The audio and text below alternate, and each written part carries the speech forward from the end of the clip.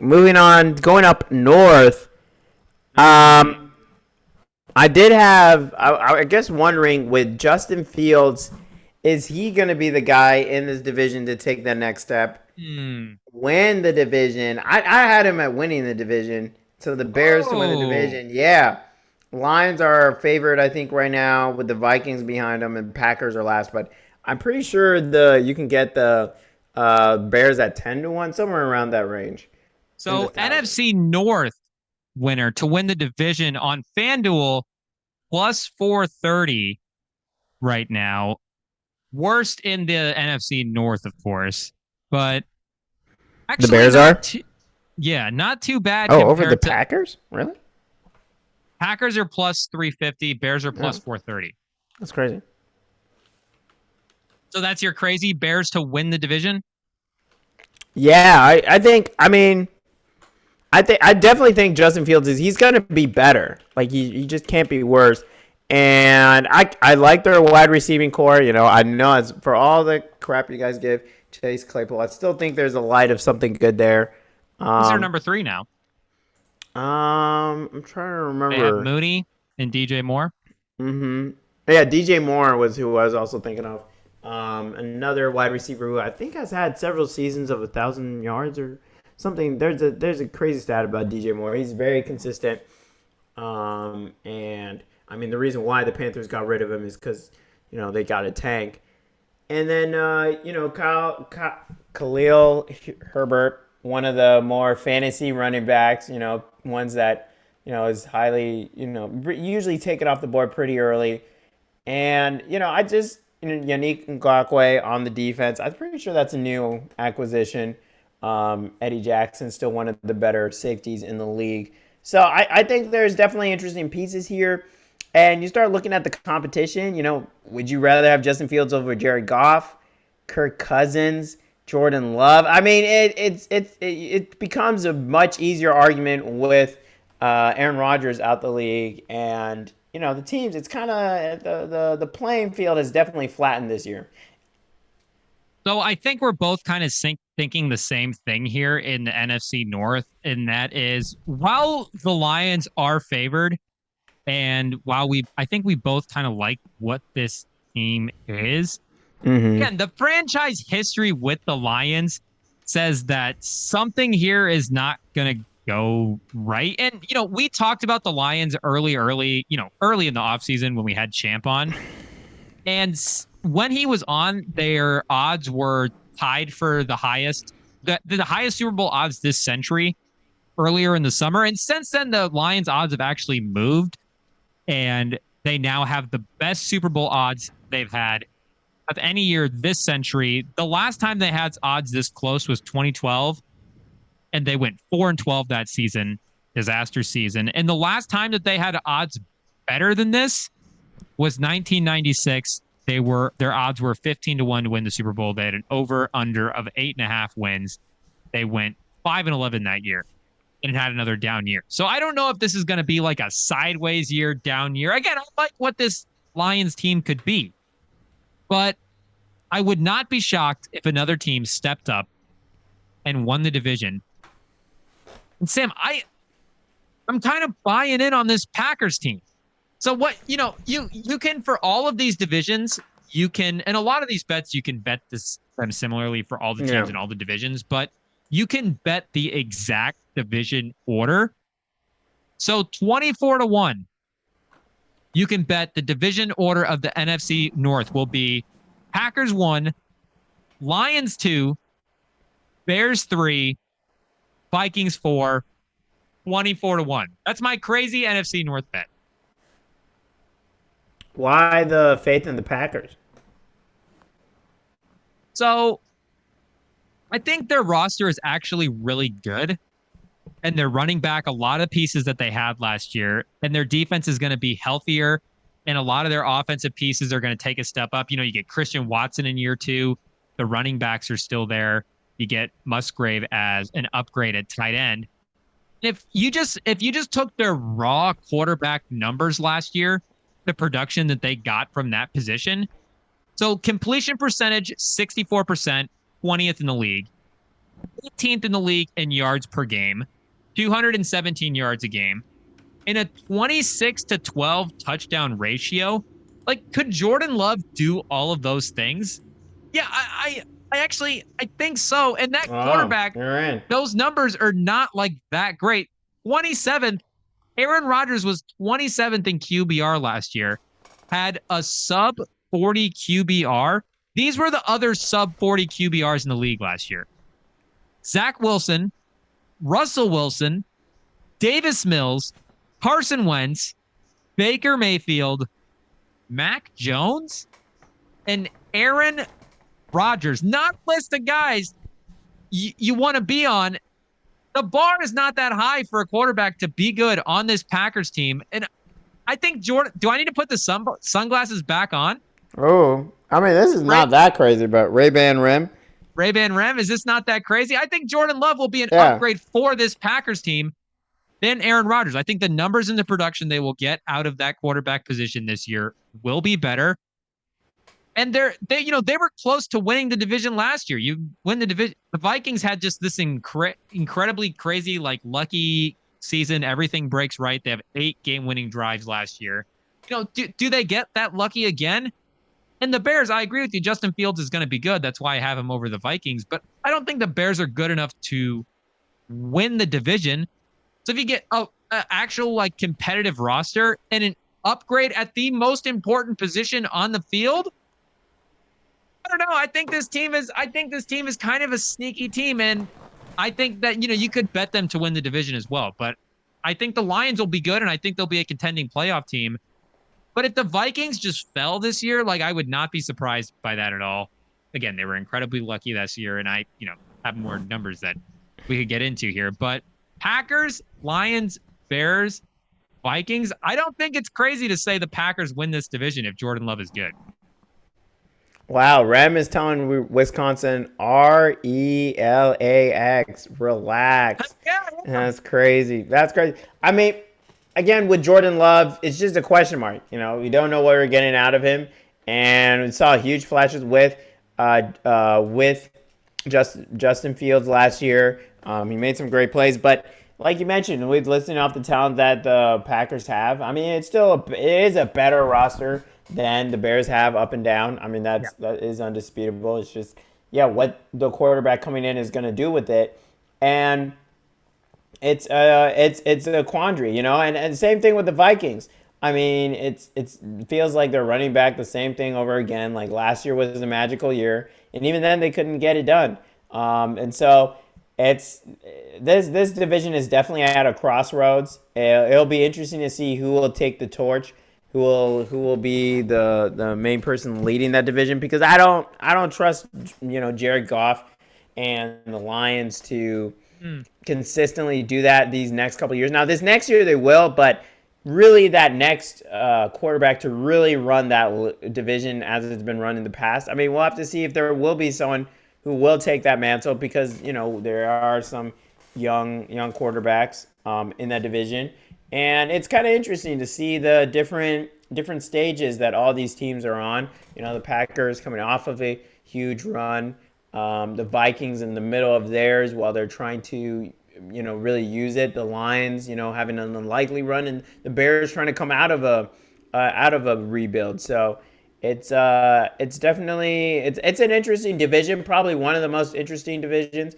as all these teams are on different stages of either rebuilding or contending, and just figuring out where they're at. And they're all pretty close in talent. I mean, the Bears are probably one of the near the bottom in terms of actual talent around everywhere, but at the same time, the Packers, who have a talent everywhere, have the biggest question mark at quarterback. So I'm really excited to see the divisional games and to see the results that come out of the NFC North this season.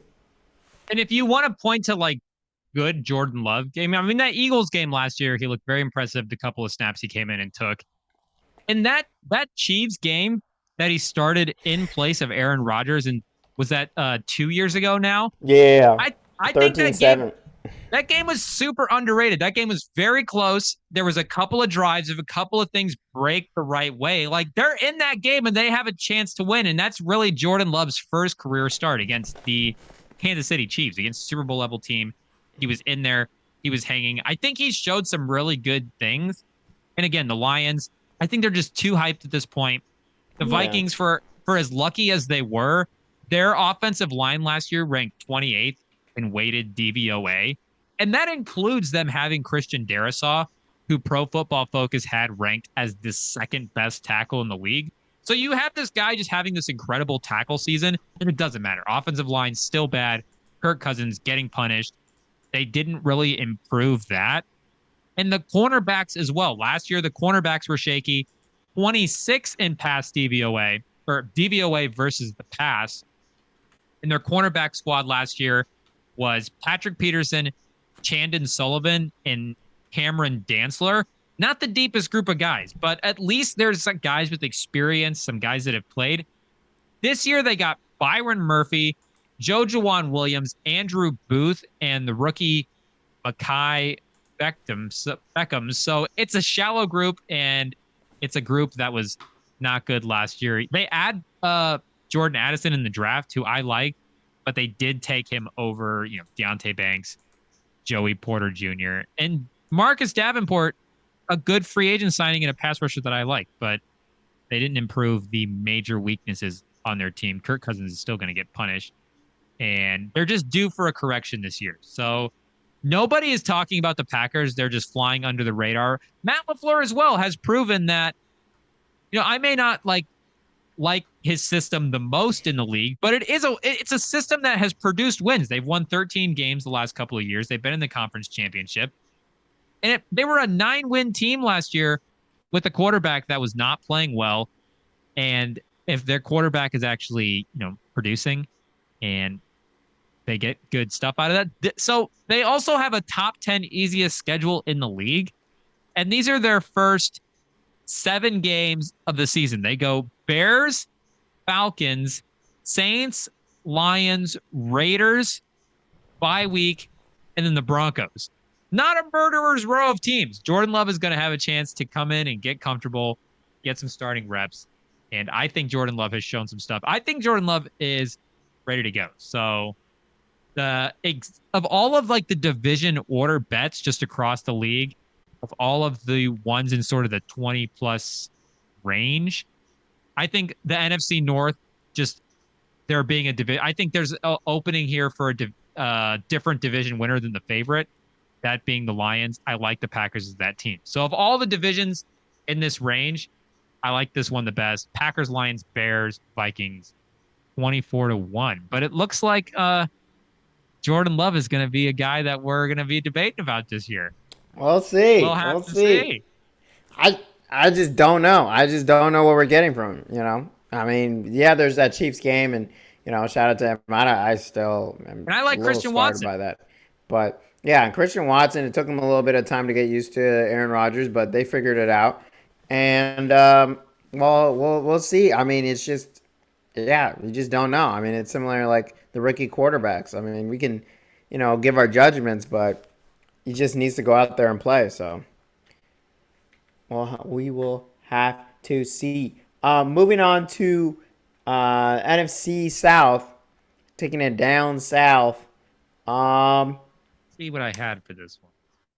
Oh Yeah, yeah, I had a good one. I also was. I think this one's pretty interesting. Again, not really a bet, but something to look out for sometime during the season, week 5 or week 4, after they've seen enough of Bryce Young getting pummeled. Is Andy Dalton going to start? Are they going to trade him out? Give Bryce Young a break? I don't. Oh, a break.